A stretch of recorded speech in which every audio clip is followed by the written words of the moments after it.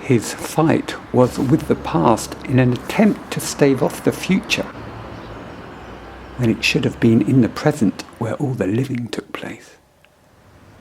But whether your head's in a cloud or stuck in the mire of unhealthy eating, the brain can still be awakened by a remarkable act.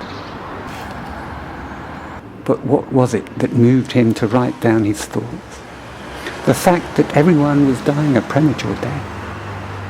Where did you keep such a document that had the potential for changing a life?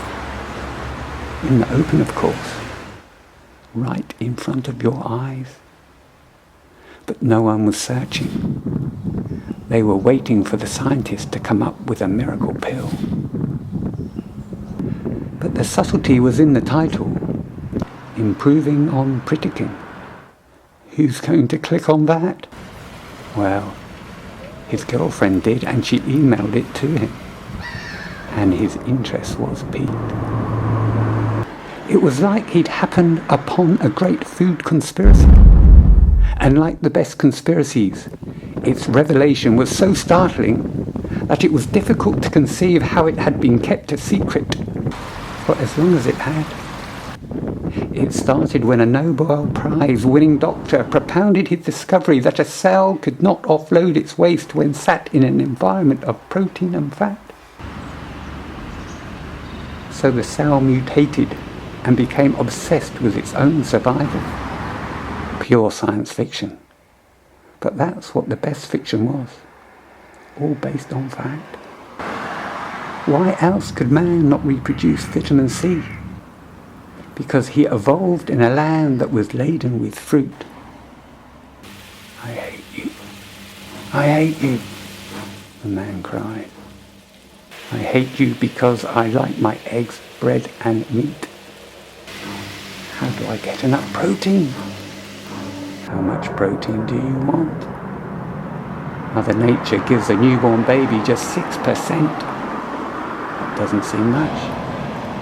But then again, the baboon, the orangutan, the bull elephant grew bigger with even less. Bread and pasta, meat and eggs. All processed food. Anything that was cooked. No, he screamed. This is a nightmare. And indeed it was. Self-perpetuating, ever-recurring. A nightmare from which man could not awake. It stared him in the face, but he wouldn't have it. He dared anyone to suggest he could tell his democratic right. Cooked food was what he did.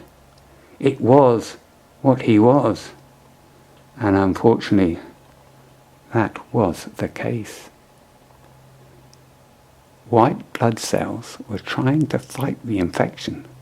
The vile philanderer in an ocean of fat.